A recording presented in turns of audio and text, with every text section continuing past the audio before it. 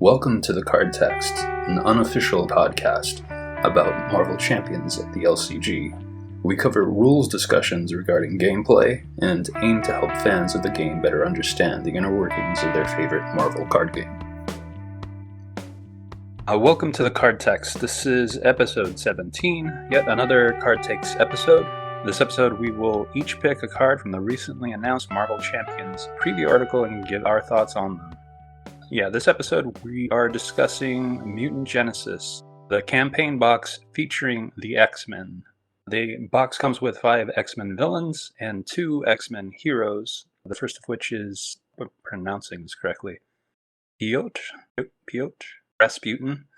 Colossus comes with the protection aspect, and Kitty Pryde, Shadow Cat with the aggression aspect. I don't think there's anything else we gotta say, right? We just jump right into the card picks. See, my card is, I think I'm just gonna pick Colossus himself, because I dig the ability. Colossus is the hero. He's got 1 thwart, 2 attack, 2 defense. The X-Men trait, constant ability is Colossus can have 1 additional tough status card. And his other ability is Steel Skin. It's a response.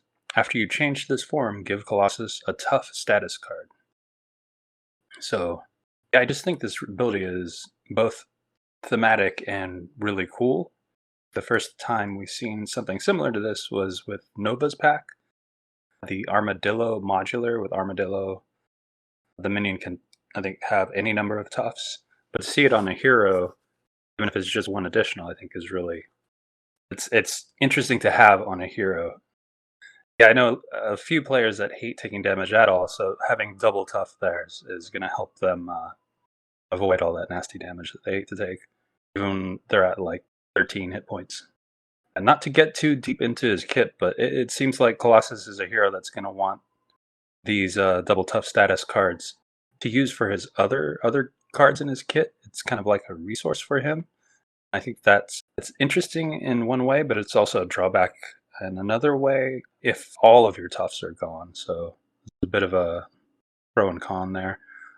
As far as what aspect and cards I think would be interesting with them, it seems like he's kind of stuck in protection, because right now protection is the only aspect that gives you really affordable tough status card with perseverance. Invulnerability is in the basic card pool, and it is like 3 resources. That's way too costly with a 4 hero hand size. All the other aspects don't, as of yet anyway, give you tough statuses. So it's possible we could see more cards that give you the tough status, possibly in other aspects. That would be interesting. Yeah, I feel like mainly his aspect is going to be protection. And I think his weaknesses, I believe his main weaknesses are going to be ping damage that come from encounter effects.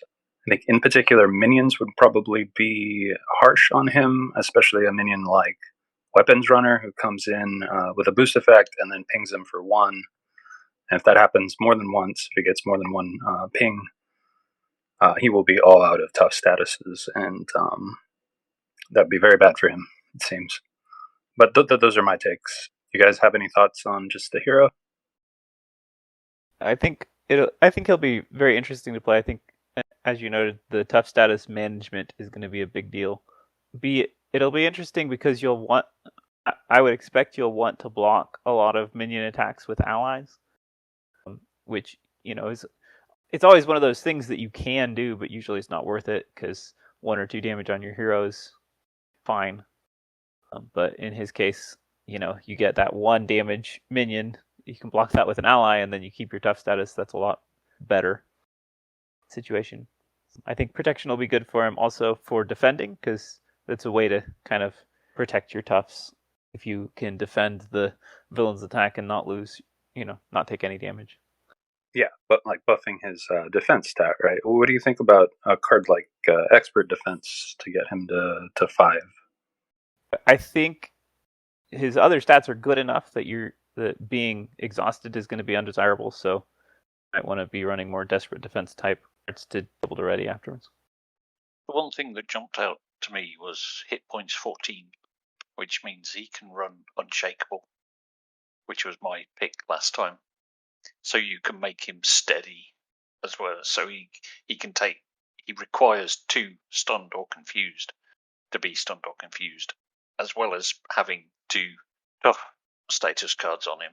And yeah, as Theorel said, I think the way that you'll use allies, it's basically going to be the opposite way to how you usually use them. You normally block the villain attack with an ally, and then take the smaller minion attacks. But with Colossus, you're probably going to want to do it the other way round, where you take the big villain attack because you're tough, and then have your allies deal with the minions. And yeah, I agree. So it's an interesting design with using the tough status cards differently, and without going into really any specifics. It looks like, from what we've seen, his cards are going to use tough status cards in interesting ways. So yeah, I like the design. Speaking of allies, I think the only ally we have that does kind of have an ability that procs by blocking another minion, right, would be the Daredevil protection ally that comes in the Spider Pack. When you block with him, you can move the damage on him to another enemy or something like that. So hopefully there are more allies with those sort of effects that proc off of being damaged by a minion. That would be neat. Or just some retaliate. I mean, this agent is great at absorbing minion attacks and doing his thing. So I don't have any of those in protection, but True. Colossus leadership, that's something I hadn't actually thought about. But yeah, there's a lot of allies there, so that could be helpful too. So we'll move on to the next card. Sure. So my card is from Colossus's, his precon. It's the Powerful Punch event. It's a protection card with a fist resource. It's a 2-cost event. Attack, defense, hero interrupt, attack/defense. When an enemy initiates an attack, deal 4 damage to that enemy. This is the kind of card that I have wanted to see for a while in terms of a defense card that can, well, since they reworked the defense rules so that defense does pull attacks to you, just some more cards that can pull attacks that are not contingent on any particular thing happening, and you can just use your cards to defend, to take hits without any sort of defense being involved, without necessarily mitigating the attack at all. Just pull it to your face. That's one of those things that I've wanted to see it since 1.4, so I'm happy to see it here. It's an interesting card because it's at the initiation of the attack. I believe that makes it combo with Spider-Man, although I think we've had some conflicting ideas about that. I think it means that you can pull the attack with Spider-Man and still draw a card, which is great. That is another thing that I have wanted since Core Set, is the ability to get extra use out of Spider-Man's card draw without having to generate extra attacks. Toe-to-toe or Switch can do it, but being able to pull attacks early enough to draw a card, I think, is just a wonderful thing. So, and this is the only other card that we have that can pull an attack outside of the choose defender step, right? It's Powerful Punch and then Preemptive Strike. Other than some special cards like Shield Maiden for Valkyrie. Oh, right. Forgot about her. Does it as well. Although it's not a defense card. It's weird. So it makes sense to forget about it. And of course, in this, we also get another event that's a lot more complicated, but does the same, can also pull an attack. Change the target of an attack, at least. Right. That's definitely a good feature. I like that it's another attack in protection, something that I think doesn't have a whole lot of attacks, and then some are at least one of them is villain dependent. So I just like the addition of a new attack to it, and the defense thing, being able to pull an attack to you is a nice bonus, and it's not bad damage. 2 for 4, pretty good. Not the 2 for 5, which is, I think, kind of the hero card standard, but 2 for 4 is not bad. I like that it's double traded and double labeled as well, so it can interact with other things potentially down the road. Okay, Scott, your card. Yeah, so as is usual with me, I'm going to cheat. I am going to pick the solid slash phased card, which is Kitty Pryde's mass form card. Slightly cheating because it's double-sided, so it's really 2 cards in one. So on the solid side, it's an upgrade, mass form permanent, has a hero resource. Exhaust this card to generate a fist resource for an attack or defense event. Also has a response. After you attack or defend in solid mass form, flip this card. And then the phased side of it, again, it's an upgrade, mass form permanent. While Shadowcat is defending, she cannot take damage, and this time it has a forced response after you attack or defend in phased mass form. Flip this card. I really like the form flipping design and the way they're using things like the mass form and energy form in Spectrum to give heroes forms in addition to their alter ego and hero forms, and it gives them design space to create cards that interact with the different forms. This one is particularly interesting in that when she's in phased form, as the forced response says, if you defend or attack with her, she is forced to flip back to solid form. Whereas the solid form, you get the option of whether you flip or not after you attack or defend.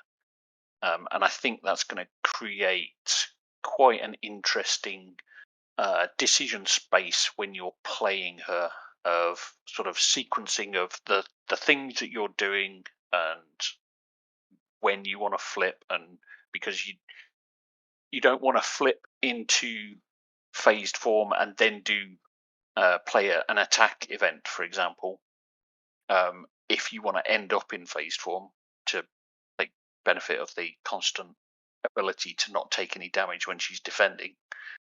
And yeah, it's just a really interesting, and I like the way that he works differently compared to Vision or Spectrum.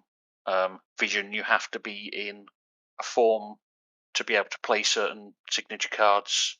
Spectrum, when you play certain signature cards, they flip you into a particular form and you get a benefit if you were already in that form.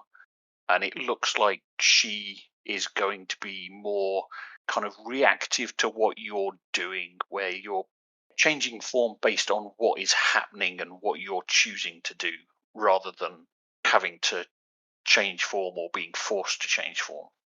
One of the things that I missed when I read these initially was that the responses on each of them, it does specify your form. Solid specifies after you attack or defend in solid mass form, and then the other phased after you attack or defend in phased mass form, which matters. And I think it could possibly trip some people up with the sequencing of all the interactions there. But once you get it down, it's going to be really powerful and really fun, because there's plenty of cards that I think this synergizes with. One of them was it's a red card, costs 1. Is it toe to toe? Yeah, toe to toe. If you play toe to toe, trying to remember what the sequence was. Do you have to be in solid or you have to be in phased? But basically, you could play toe to toe, have the villain attack you, take no damage, and then just deal 5, right? I think you want to be phased when you play it. The villain attacks you. Defend for no damage, switch to solid, deal 5 damage, switch back to phased after the attack's over. And then that counts as a form flip. So if you got, I'm not remembering any of the titles. The card with Daredevil on it, what is it called? You pay a fist, you do 5. Or surprise attack. Yes, surprise attack, and then you get surprise attack. That sounds like a good combo. I like that. I just like the little story that it tells there. That sounds I'm almost ready to build an aggro deck right now there. I think the ways that she changes form, the fact that you, on the one hand, don't quite have control over it, because like it's not just as an action that you can do it like it is with Fission, for instance, that you kind of have to plan it out a little bit and say, okay, every time I attack, I have the option to change form. If I'm phased, I must do it, and trying to figure out how am I going to work this out so that I'm phased when I want to be, especially if you, because we didn't mention her hero, but her hero has interactions with being phased in particular. So if you're looking to take advantage of that ability, then you want to be phased so you can use that, and then just trying to plan that all out. She has an attack that readies her, so you might want to be phased and thwart and then attack, and so you can ready, but then you're back to solid and you've got to switch back to phased. I think there's just going to be a lot of very interesting sequencing going on. Hopefully not too much that it becomes analysis paralysis going on. I think it's going to depend slightly on what aspect you're running her with. I think she's going to be fairly flexible. Yeah, without going into detail on her hero, she is the typical all-rounder in terms of stats. So I think you could run any aspect with her, and the aspect you're running is going to determine how you use the phase solid mass forms. Because obviously, if you're running aggression, you're going to be using more attack events, and an interesting thing is that the forced response and the optional response, they're not limited. So you could start in solid, play an attack event, choose to flip to phased, say exhaust to attack, be forced to flip back to solid, play another attack event, and then choose to flip back to phased to go into the villain phase in the mass form that you want for defending. It would be fun in section if you can plan out ways to be intangible like throughout the villain phase, just defending all of the attacks. So now we'll go over each card, talking about any rules questions that may have come up during the preview. And along with that, we also wanted to mention that FFG is now actually answering rules questions via their Rules Specialist.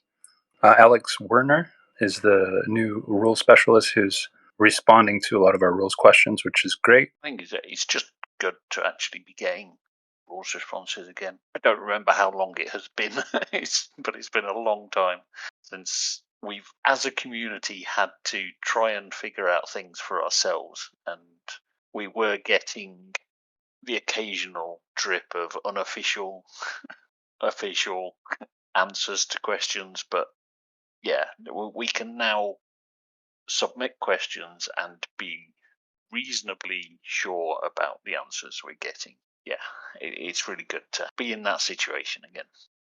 And I think there's a bit of the nature of the beast where we get a little dissatisfied with the answers that we get, because it's like, well, but that's not really what I wanted to know, or that doesn't quite answer the question that I had. I don't see how to apply this broadly, but it is so much better to be able to have an answer for the specific question, even if a little bit to figure out the is this a generalizable answer? Is there something specific to the card or what? Which always takes a little bit of working through and figuring out. But yeah, but it's good to be able to get back into having rules answers. And the rule specialist does seem to be fairly effective at answering questions. It's not. I appreciate that she has a little more formality. Caleb's answers were sometimes off the cuff in a way where it just didn't. It felt I don't know, unsatisfying in a sense, where it was just kind of like, oh, okay, but I don't really understand any of what that answer is trying to say. It's just kind of like, not quite sure where it's going, but overall, I think that they're very helpful. So I'm glad to say that that's a thing that is happening again. I think we're all glad about that. But let's get back to the cards and any rules questions that may have come up for them. The first card being Colossus, and I think the only question that I've seen about Colossus is about the additional tough. So if he has 2 tough cards, and you flip back over to his AE side, to his alter ego, there's no constant ability there that says he can have an additional tough, so one of the toughs would fall off, correct? it's my understanding, yeah. Yeah, I agree with that. Okay. And the next card was Theo's card, Powerful Punch. So I alluded to the question of whether or not it works with Spider-Man, given that they're both interrupts to an enemy initiating an attack. Mm-hmm. Right. I think we disagreed on that when we talked about it. Sure. So I think that given that they're the same interrupt timing, that you can trigger them in either order, meaning that you can trigger Powerful Punch first if you like, and once you've triggered it, the enemy is now targeting you, and the attack is still in the initiation process, wherever that is, so that the enemy is initiating an attack against you, meaning you can then interrupt it with Spider-Man to draw a card. For sense. Right. And I just, from my perspective, I think it just feels off to kind of steal an attack activation, I guess, that way. It just doesn't feel like it's something that should be in the game, I guess. But it could be an entirely new feature that does or is a legitimate, right? Just because it hasn't happened before doesn't mean it can't happen here. But yeah, I think right now we're in kind of on the fence about whether it does or it doesn't, or at least I am. But yeah, we'll see. I mean, I can definitely see the argument that it's initiating against one player, and that doesn't change that kind of, even though Spider-Man becomes the target, the villain's still not, quote, initiating an attack against him. I don't think it's true, but I can see the argument. It's not like I'm like, whoa, no, there's no way. It's got to be this. Scott, do you have any thoughts on that? I'm 50-50 on it. I don't know. I can see both sides of it, and the response and interrupt windows are so free-form in this game that yeah, I can see it working, because the interrupt window, once the attack has been moved across to you, is still open, and so there's no reason why Peter Parker Spider-Man couldn't then trigger his ability that triggers off the same trigger condition. Having said what I said, I do also agree with you, Bob, that it feels weird, and I can see them ruling it in such a way that you can't do that, because yeah, it doesn't feel right. But I don't think there's anything in the rules at the moment that prevents it. Okay. And for now, it's still kind of up in the air. We'll move to the next card, which was Powerful Punch, right? Or no, wait, are we still on Powerful Punch? We're still on Powerful Punch. That was Powerful Punch, yeah. So. Oh, okay. So there is one more question then for Powerful Punch that I have here. So if I play Powerful Punch on an attacking minion and it defeats that minion, am I still considered to have defended for after defends, like triggering conditions, and other interactions that care about defending? And that is a good question. That is a very good question. My feeling is yes. Minions do stop activating once they leave play. Will not deal any damage. True. Yes, yeah, the damage won't go through. The activation stops at that point. So it's just kind of a question of, do you you hit that after point. I mean, I also think that you do. Well, not disagreeing with you on quite that degree, but just noting that it doesn't continue in the sense of actually attacking you. It just, but that means exactly I'm a little fuzzy on. And it does feel a little, I'll say, kind of in the same vein as the triggering multiple interrupts. It feels a little weird to me to trigger something like unflappable. Or if you defended attack and took no damage, kind of like, well, I defended an attack and I didn't take any damage. There was no damage step. Right? And so it just feels odd. I don't know that it's wrong. Maybe it can work, and I would personally play it as though it worked, but it definitely it just feels off. Yeah, it's like the activation gets compressed. So if it was a replacement effect, then that would get rid of the activation entirely, and I think at that point you wouldn't be defending anything, and I think it wouldn't even be a defense at that point. Because it's it would be nonsensical. But yeah, for this, because the activation is being cut short, it's not being replaced completely. Therefore, you are still, in a sense, defending an activation. I want to read the bullet real quick, just so that we have it. So the bullet from the rules that makes this work is: if an activating minion leaves play, that minion's activation ends immediately, and no further steps of that activation resolve. So I think that agrees with what you were saying, Scott. I don't think anything you said was off from that, but I just thought it might be good to have the... Yeah, it's a good clarification. All right, next card we talked about was your card, Scott. There were a lot of questions over this card. Yeah, I think the biggest one, which I think you sort of mentioned in passing, was how do the responses work in terms of when you attack and when they trigger?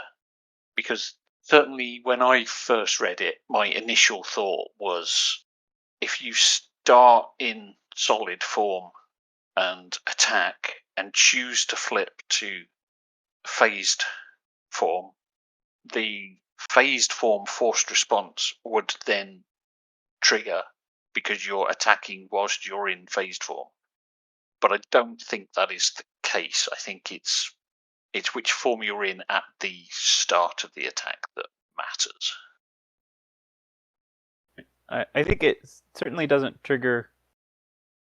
It's not forced to trigger because you were not in phased form. Like if the entire attack takes place while you're in solid form and then you reach the response step, you are now after the attack. So you did not attack in phased form if you flip to it. I think it's a little unclear what happens if you switch forms during an attack, such as with toe-to-toe that we talked about earlier. Because you were attacking while in both forms, and that's kind of weird. With toe-to-toe, you don't trigger it until after the entire effect has completed. But if you defend the attack, then you could trigger it mid-effect. So that's when it gets weird, because toe-to-toe encompasses that. I mean, it's an attack that encompasses a good long while. I think in that situation, so if you're starting in solid form, you play toe-to-toe, you take an attack, you defend either by exhausting or using a defense event, you can then trigger the response on the solid side of your pass form card before the second sentence of toe-to-toe. You would then be in phased for that, and then you deal the damage, and then that attack as a whole would then end. So you'd then go into the response window for the attack, at which point the phased forced response would kick in and flip you back down to solid.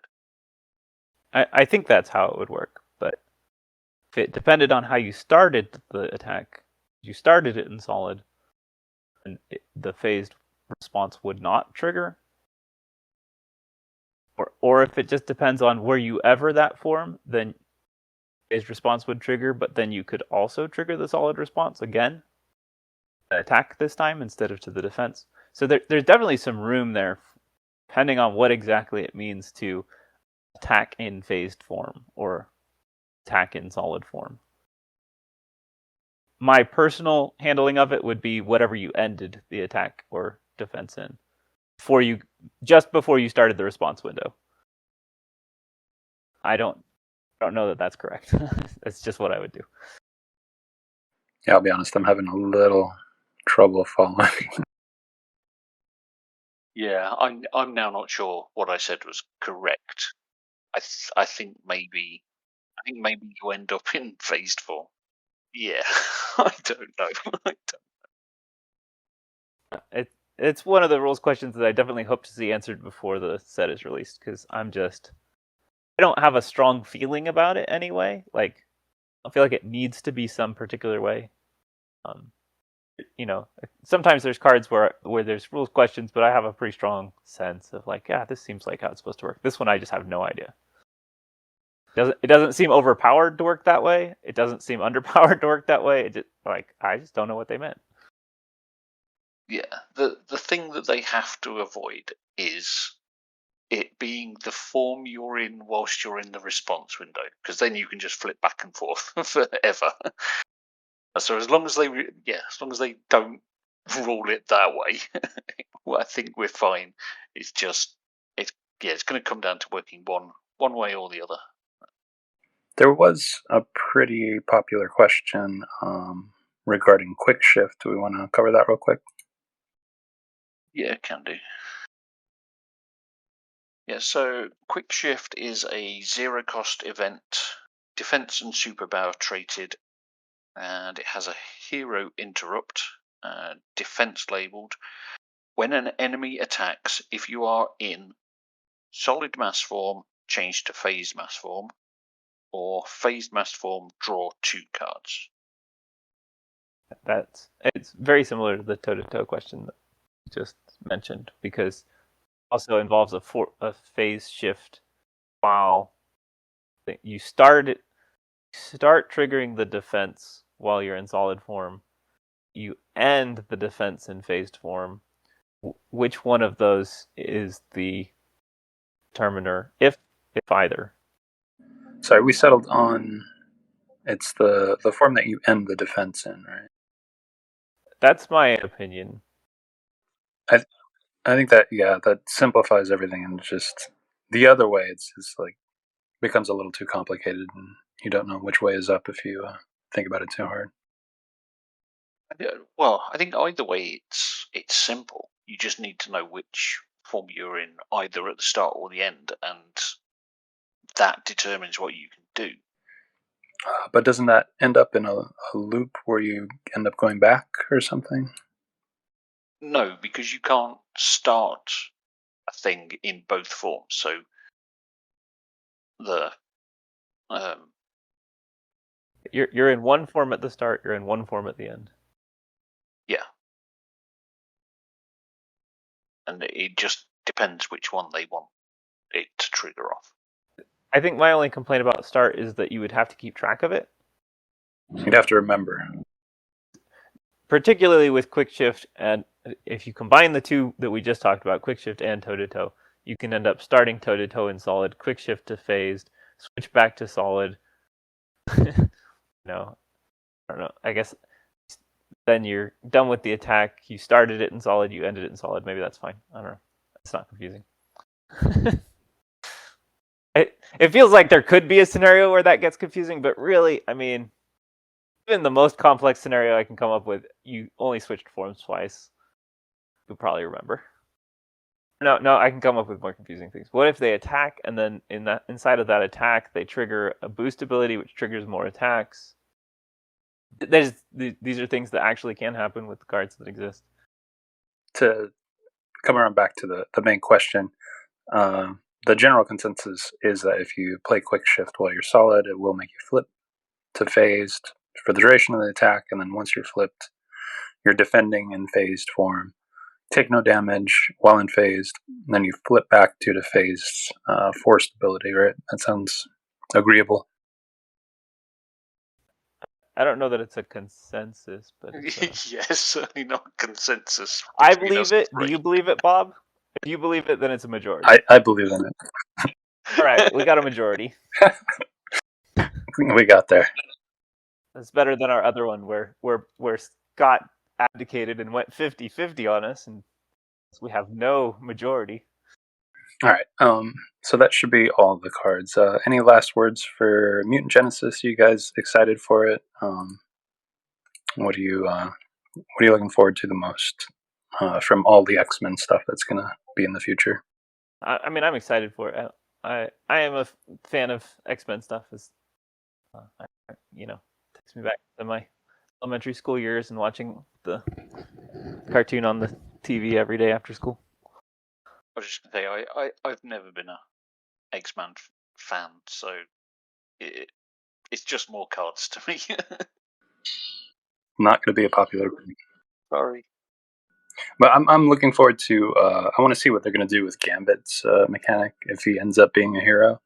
Also Beast, I'm looking forward to. That should be interesting. I kind of hope that Beast has, I guess he wouldn't have different forms, but I'm interested to see how they balance out his intelligence and feral nature. I'm interested to see. I mean, Nightcrawler's probably one of my favorite X-Men characters, so I'm excited to see him. I'm excited to see what they'll do with him mechanically too. It'll be interesting. And I guess we'll close out there. We'll close out there and let us know what you guys think of the X-Men campaign box. What cards would you pick? And what cards are you looking forward to from this new wave of X-Men? Thank you for joining me, Scott. Thank you for joining me, Theorel. Thanks, guys. A good one. Yes. We hope that was informative. Tune in for our next episode next month. And remember, when you would rather not read the rules reference, listen to the card text instead.